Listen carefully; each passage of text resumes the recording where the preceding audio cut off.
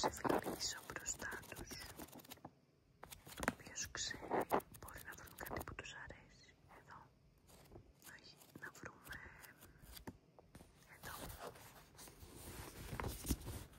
Η Νίνα στην άλλη άκρη της γραμμής ακούγεται σε έξαλλη κατάσταση. Έξαλλη. Σε χρειάζομαι. Πρέπει να πας να πάρεις την τάδε, όνομα δεν λέω, από το σχολείο. Έχω μια στίβα σιδερωμένα ρούχα που ισορροπούν στα χέρια μου και το κινητό στεριωμένο μεταξύ του ώμου και του αυτιού. Όταν τηλεφωνεί η Νίνα φροντίζω πάντα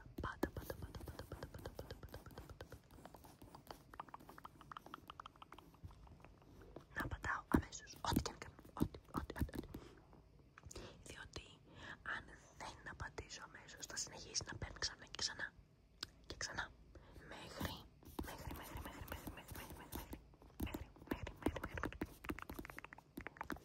να το σηκώσω φυσικά. Ναι, κανένα πρόβλημα. Αχ, σε ευχαριστώ. Τώρα ακούγεται εκστασιασμένη. Είσαι σκέτη γλύκια, σκέτη.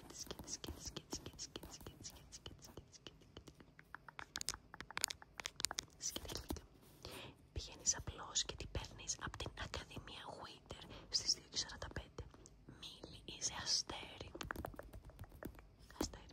Αστέρι είναι η Μίλη. Πριν προλάβω να κάνω οποιαδήποτε ερώτηση, όπως για παράδειγμα σε ποιο σημείο της Ακαδημίας θα βρω τη Μίλη ή σε ποια διεύθυνση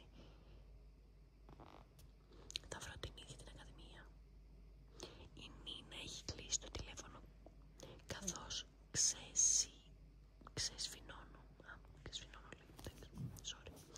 το τηλέφωνο από το αυτί μου. Νιώθω ένα κύμα πανικού να με πλημμυρίζει κοιτάζοντας την ώρα. Έχω λιγότερο από 15 λεπτά για να καταλάβω πού βρίσκεται αυτό το σχολείο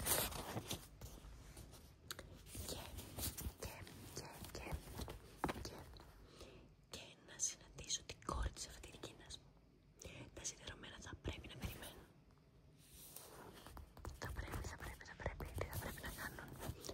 Να περιμένουν. Η γυναίκα υψώνει το ένα της φρύδι και βάζει ένα πρόσφατα μανικιουραρισμένο, πολύ ωραία λέξη, χέρι στη μέση της. Δεν το νομίζω. Παίρνω τη Σεσίλια κάθε Τετάρτη και πηγαίνω τα κορίτσια στο καράτε. Η Νίνα δεν ανέφερε καμία άλλαγη σχεδίων. Καμία. Ίσως το κατάλαβες λάθος. Δεν κατάλαβα λάθος, σου λέω. Τώρα τι, δεν καταλαβαίνεις. Δεν κατάλαβα λάθος. Λέω, αλεφωνή μου, σπάει. Η γυναίκα βάζει το χέρι στην κούτσι τσάντα της. Είναι λεφτού. Και βγάζει το κινητό της. Ας το ξεκαθαρίσουμε αυτό με την Νίνα. Σύμφωνη. Την παρακολουθώ να πατάει ένα πλήκτρο στο τηλέφωνο. Χτυπάει νευρικά τα μακριά νύχια. Έτσι έπαιρνε τηλέφωνο. Με νεύρα, όχι χαλαρά. Είχε τέτοια νεύρα. Ωραία. Λοιπόν, με νεύρα.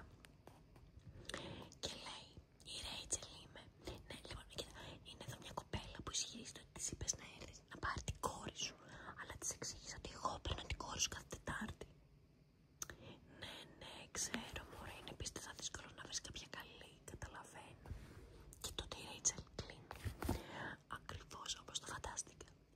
Η Νίνα είπε ότι τα μπέρδεψες, οπότε παίρνω εγώ τη Σεσίλια και πάω στο καράτε. Καράτε. Κατάλαβες, καράτε. Αυτό. Ξέρεις καράτε. Εγώ όχι. Βγάζω το δικό μου τηλέφωνο ελέγχοντας για κάποιο μήνυμα από την Νίνα, στο οποίο ας πούμε ανακαλεί το αίτημά της να πάω να πάρω εγώ από το σχολείο τη Σεσίλια, αλλά δεν υπάρχει κανένα. Της στέλνω ένα εγώ. Μια γυναίκα ονόματι Ρέιτσελ μόλις μίλησε μαζί σου. Σωστό αυτό πάντως, έτσι. Τώρα έχει έρθει κάποια και παίρνει το παιδί της Αλληνής. Πρέπει να το ενημερώσεις. Και καλά ότι μίλησε μαζί σου και λέει ότι της είπες εσύ να πάρει τη Σεσίλια στο καράτε. Άρα εγώ γυρίζω σπίτι και περιμένει την απάντησή της. Ξεκάθαρο. Ναι, της απαντάει πως σου ήρθε ότι ήθελα να πας να την πάρεις εσύ. Δεν μου ήρθε, κυρά μου. Δεν το λέει το κυρά μου, εγώ το πρόσθεσα. Δεν μου ήρθε. Εσύ μου το ζήτησες. Το σαγόνι μου άρχισε να τρέμει. Αλλά δεν πρέπει να παίρνω στα βαριά κάτι τέτοια. Έτσι είναι η Νίνα, τι να κάνουμε.